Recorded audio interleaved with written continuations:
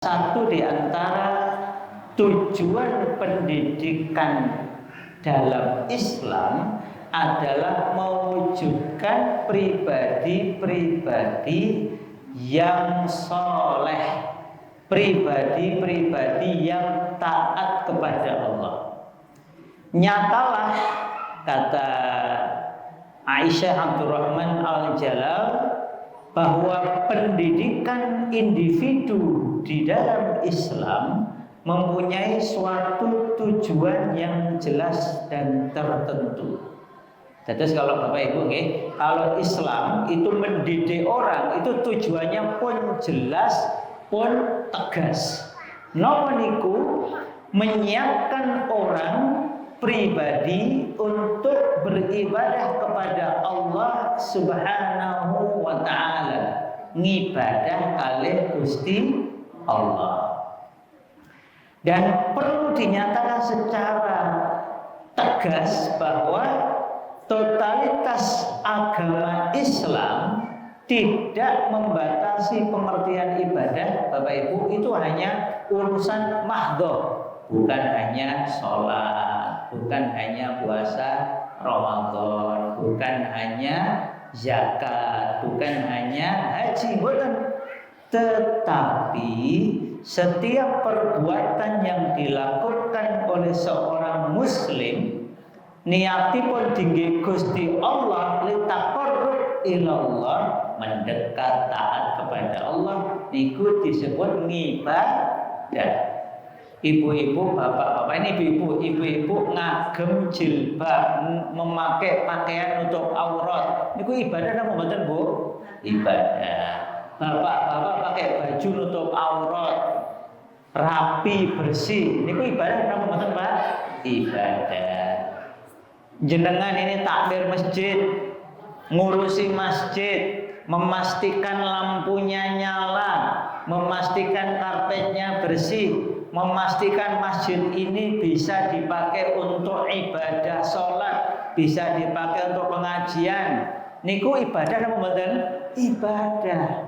Jenengan baik kepada anak, baik kepada istri, baik kepada suami, ibadah mboten?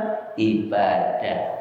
Jadi segala bentuk amaliyah dalam rangka taat kepada Allah niku ibadah. Nah, tugas pendidikan baik di sekolah, di rumah, di masjid, dimanapun, itu melahirkan anak-anak pribadi-pribadi yang senantiasa beramal soleh semata karena Allah. Nah, ini makanya saya bawakan kitab lain, Ini kitab tulisan Dr. Ahmad Alim, judulipun Tafsir Pendidikan Islam. Niki pun gadah perpus dereng mriki. Dereng, monggo didamel. Mengke saya sama yang lain-lain nyumbang buku nanti ya. Karena memang napa Bapak Ibu, masjid ini oleh Dr. Khalid Shantut disebut lembaga pendidikan terpenting setelah keluarga. Jadi bukan sekolah, bukan madrasah. Yang paling penting kedua setelah keluarga adalah pendidikan di masjid. Maka kita ingat dalam sejarah pendidikan Islam, masjid itu umumipun gadah maktabah, perpustakaan. Nah niku lemari ini pun wonten niku. Niku aslinipun pun dados perpus niku saged niku. Tinggal dipetang, selain Quran ajeng dilebeti nopo. Sehingga anak-anak remaja ketika kesini bisa membaca buku-buku tentang Islam, menguatkan pengetahuan, pengalaman dan perasaannya, cintanya kepada Islam. Nah, di dalam bukunya ini Tafsir Pendidikan Islam, Dr. Ahmad Alim, Bapak Ibu, menyampaikan kepada kita tentang beberapa hal yang menarik tentang tujuan pendidikan Islam.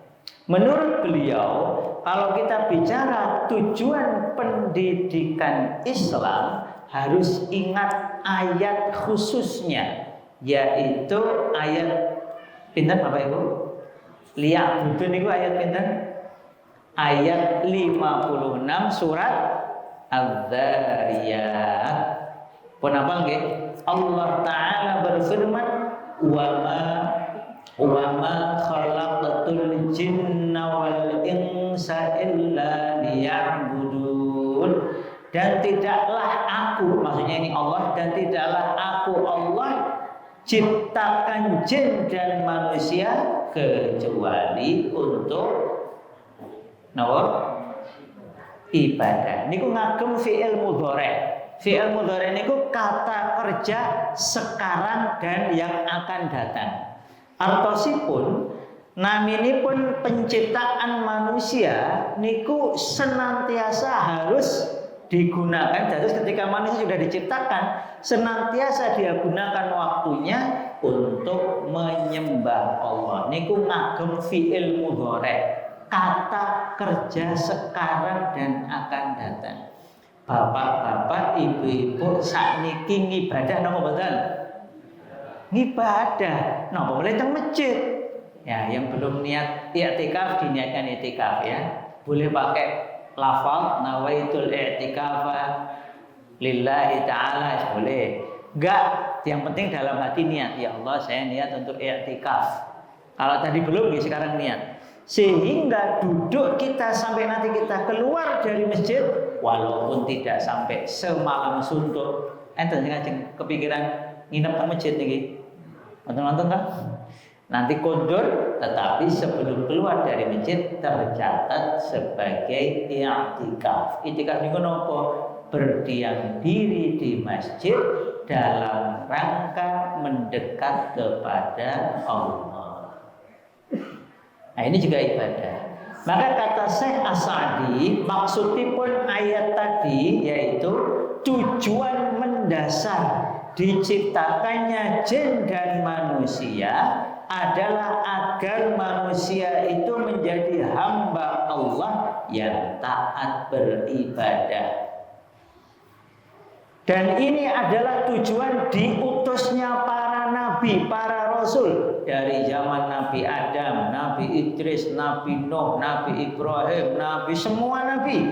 Itu tujuannya untuk mengingatkan, mengajak manusia-manusia ini termasuk kita untuk hanya beribadah kepada Allah, meninggalkan bentuk-bentuk peribadahan selain kepada Allah. Nyembah patung kenging mboten? Mboten. Nyembah wit? Mboten. Tidak boleh menyembah apapun siapapun kecuali Allah. Nah, ini adalah tujuan pendidikan Islam, tujuan penciptaan manusia, dan juga tujuan diutusnya para nabi.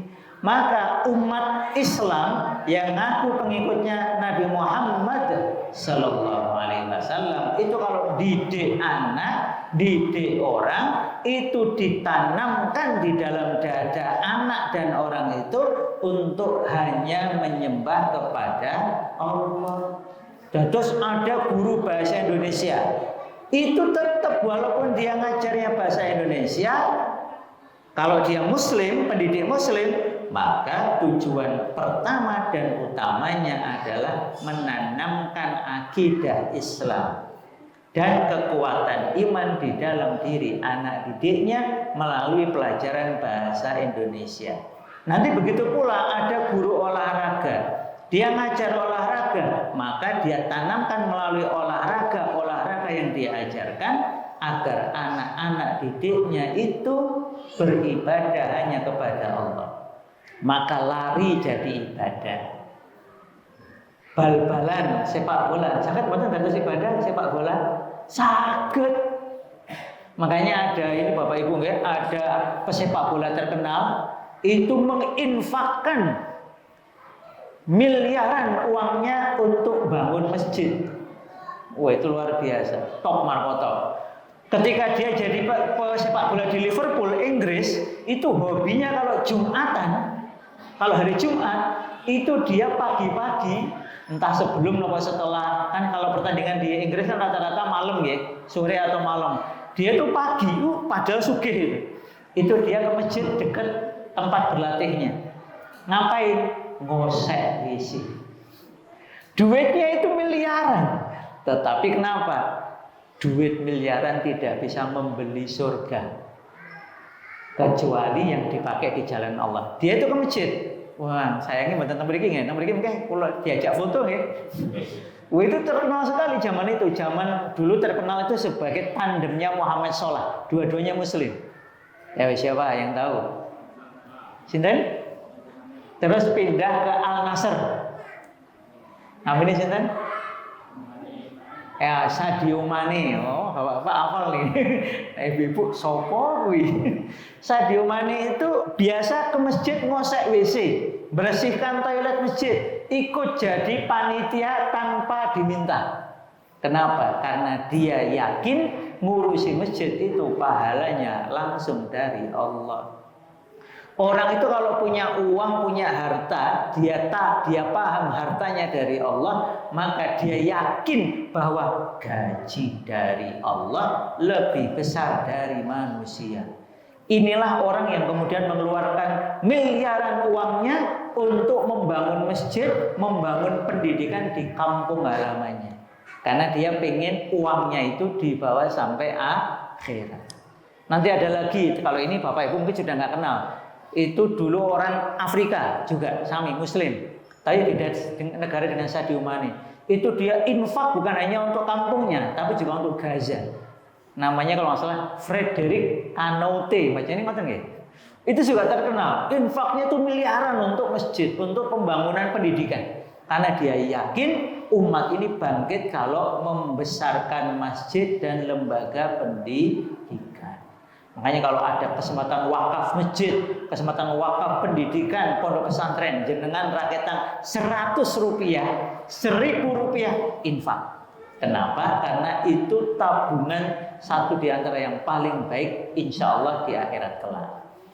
Nah kemudian Al-Baghawi Bapak Ibu mengatakan bahwa tujuan hidup manusia, berarti juga tujuan pendidikannya itu berarti untuk ma'rifatullah, mengenal Allah berdasarkan ilmu, yaitu maksudnya mengenal Allah sebagai satu-satunya Tuhan yang diibadahi dan memiliki sifat-sifat yang sempurna. Berarti nanti Bapak Ibu kalau kurikulum pendidikan kita itu yang benar, itu apapun pelajarannya itu membantu anak mengenal Allah beserta sifat-sifatnya. Sedangkan Syekh Al-Qurtubi mengatakan bahwa tujuan hidup manusia adalah agar menjadi hamba yang bertauhid.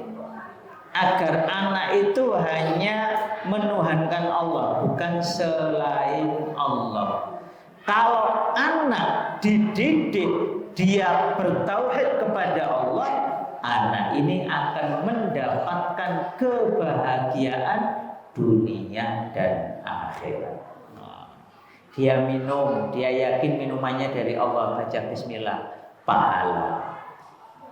Enak minumnya, berkah minumnya, insya Allah besok jadi sebab masuk surga. Anak ke sekolah, dia tahu ini sekolah itu thalabul ilmi, nuntut ilmu, dia niatkan karena Allah.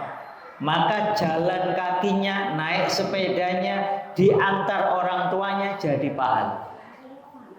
Dia di sekolah dengarkan guru jadi pahala, nyatet jadi pahala, ngerjakan PR jadi pahala, pulang belajar lagi, baca lagi jadi pahala. Akhirnya semua tugas belajarnya jadi pahala karena dalam rangka taat kepada Allah. Bapak-bapak, ibu-ibu dari rumahnya masing-masing, walaupun capek, ini ada yang sudah kelentak-kelentruk, ini mungkin karena tadi siang kerja keras.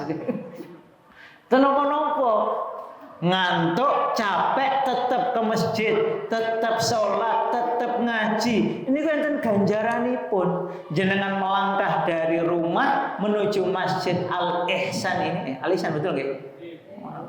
supen kalau kecampurkan. Al-ihsan tampilan ini begitu melangkahkan kaki keluar dari masjid sampai nanti pulang, insya Allah pahalanya tiap langkah kaki, tiap putaran roda. Maka nanti Bapak Ibu silahkan nyari jalur roda muter dan ganjarannya tambah. Nggih ta? Nggih ngoten mawon.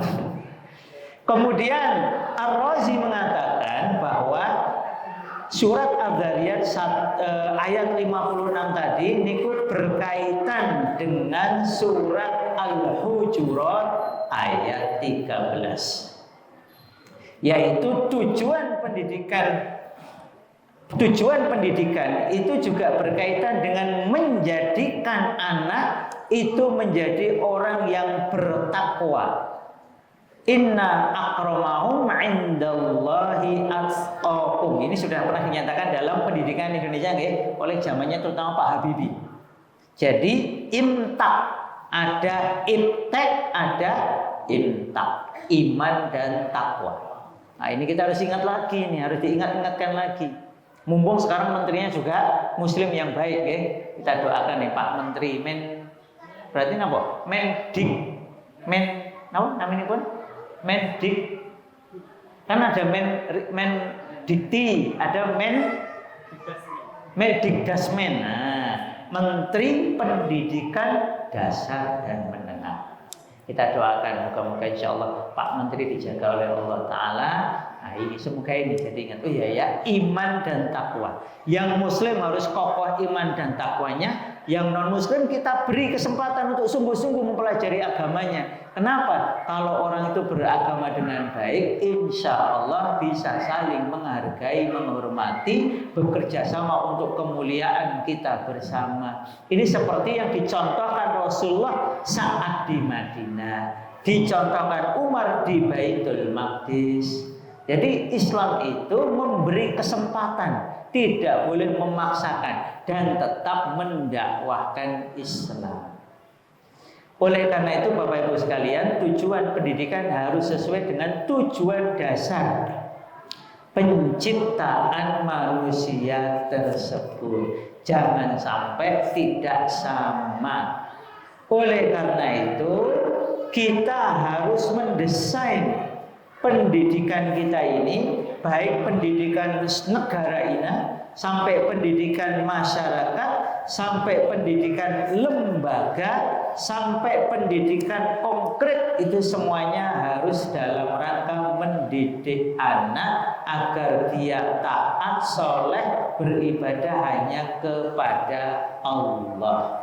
Nah ini saya ini sambil kenalan nih sengaja ini. Ini tadi penulis Indonesia masih hidup. Ini sekarang saya kenalkan penulis Indonesia yang jadi tokoh internasional sudah wafat.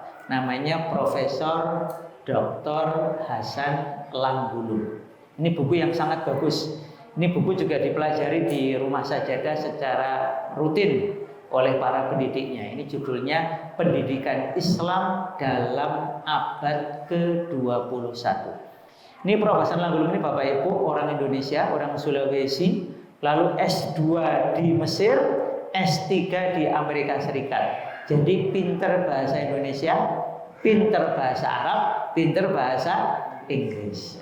Kita doakan moga-moga nanti anak turun kita ada yang seperti beliau, bahkan bisa lebih lagi. Nah, beliau ini masuk dalam tokoh-tokoh paling penting dalam dunia internasional, khususnya di bidang psikologi dan pendidikan.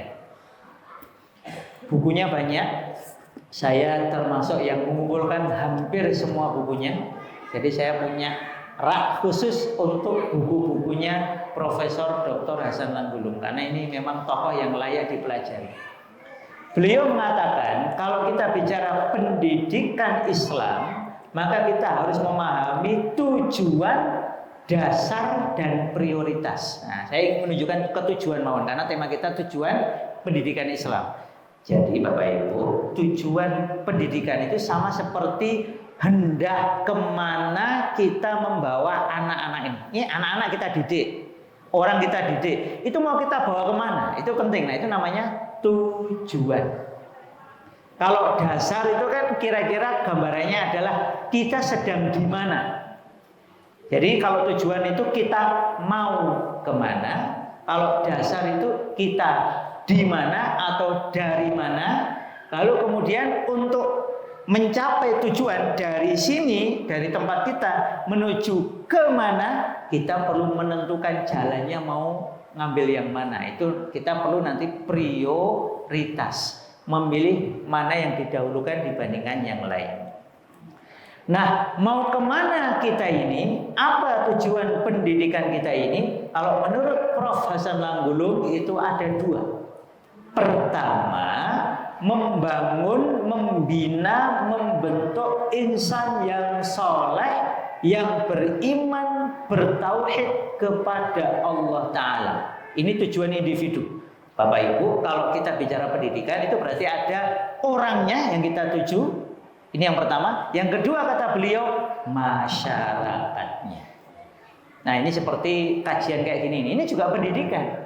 Jadi dulu biasa nih Bapak Ibu di zaman Rasul, zaman sahabat, zaman para ulama terdahulu, namanya pendidikan itu ya begini nih. Nggak pakai presensi, nggak pakai ijazah, tapi orang tenanan. Karena akhirnya belajar bukan nyari ijazah. Belajar bukan nyari gelar, belajar bukan nyari lulus, tapi nyari nyari ilmunya itu sendiri, sinaunya itu sendiri yang penting. Dan di dalam Islam nanti ada yang lebih tinggi lagi, karena kita yakin bahwa belajar ini adalah dalam rangka taat kepada Allah. Thalabul ilmi fardhatun ala kulli muslim. Ini yang disebut sebagai moral imperatif. Kita meyakini secara moral bahwa belajar ini dalam rangka taat kepada Allah. Kita yakin ada pahalanya, kita lakukan. Kenapa? Karena ada dalilnya. Maka Bapak Ibu, kalau kita bicara pendidikan, ada tujuan berkaitan dengan orangnya, anaknya. Ini kayak Bapak Ibu ini kan orangnya, gitu. Bapak Ibu ikut kajian ini maupun kajian-kajian yang lain, ini sama seperti belajar. Dan di zaman Islam memang nggak ada urusan sama gelar. Sing penting tetap sinau. Maka ini yang harus kita ingatkan kepada anak-anak kita. Nah, kamu berangkat ke sekolah nak, nyari ilmu nih Gusti Allah. Kamu niatnya karena Allah, ganjaran, dapat gaji dari Allah. Nah, bapak-bapak, ibu-ibu ikut kajian juga begitu. Niatkan lillahi ta'ala, li thalabil ilmi fi sabilillah. Insya Allah ganjaran. Nah, ketika orang-orang ini ikut belajar seperti ini, ikut ngaji seperti ini karena Allah, maka insya Allah akan berkemungkinan besar lahirlah pribadi-pribadi yang soleh, solihah, belajar semata karena Allah. Apa tanda belajar semata karena Allah? Niatnya karena Allah. Nanti setelah dapat ilmu dipraktekkan. Nggih, Bapak Ibu nggih. Maka Rasul mengingatkan, beruntunglah orang yang mendengarkan dari perkataanku atau dari sebagian ilmuku, kemudian dia memahaminya, menghafalnya, lalu mengamalkannya dan menyampaikannya ke orang lain. Bapak Ibu pun saat ini pun hadir. Kalau ditanya apa tujuan pendidikan Islam, Bapak Ibu, tujuan ini pun apa? Melahirkan, membangun pribadi yang soleh dan bertakwa. Soleh dan bertakwa. Maksudnya pun sama dengan soleh dan beriman kepada Allah Ta'ala. Niku dari sisi pribadi. Kemudian kalau pendidikan ini kita lakukan secara serius di masyarakat dengan masjid-masjid seperti ini salah satunya, maka diharapkan tujuannya kalau dari aspek masyarakat, tujuannya lahirnya masyarakat Islam yang soleh, masyarakatnya juga soleh. Kenapa? Nilai-nilai Islam hidup di tengah masyarakat. Bukan hanya KTP-nya saja yang Islam, tapi pakaiannya nggih Islam. Makan minumnya ya Islam, cara berjalannya ya Islam, cara bergaulnya ya Islam, cara bertetangganya Islam, cara ber-RT ber-RW-nya Islam, cara ngurus keluarga Islam, cara ngurus masyarakat Islam. Karena masyarakatnya sudah jadi masyarakat yang Islami, yang menghidupkan nilai-nilai Islam. Ngoten nggih Bapak Ibu nggih. Dados tujuan pendidikan Islam menurut Prof Hasan Lambulung itu secara individu melahirkan pribadi-pribadi yang soleh dan bertakwa, dan secara masyarakat melahirkan masyarakat yang soleh dan Islami. Kenapa kalau disebut Islami? Nilai-nilai Islam hidup di tengah masyarakat. Maka mungkin sekedar ini manfaat. Bagian dari yang baik dan Islami adalah makan bareng. Lu makan bareng kalau masjid itu sahih, karena kita jadi punya kenangan makan yang halal dan thayyib di masjid. Maka Allah perintahkan wa at'imut ta'am, berbagilah makanan. Selamat menikmati sajian spesial, apapun pokoknya spesial. Pokoknya kalau di masjid itu walaupun cuma air bening spesial.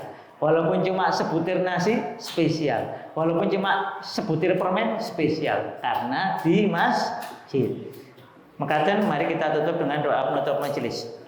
Subhanakallahumma wa bihamdika asyhadu an la ilaha illa anta astaghfiruka wa atubu ilaik. Wabillahi taufiq wal hidayah. Wassalamualaikum warahmatullahi wabarakatuh.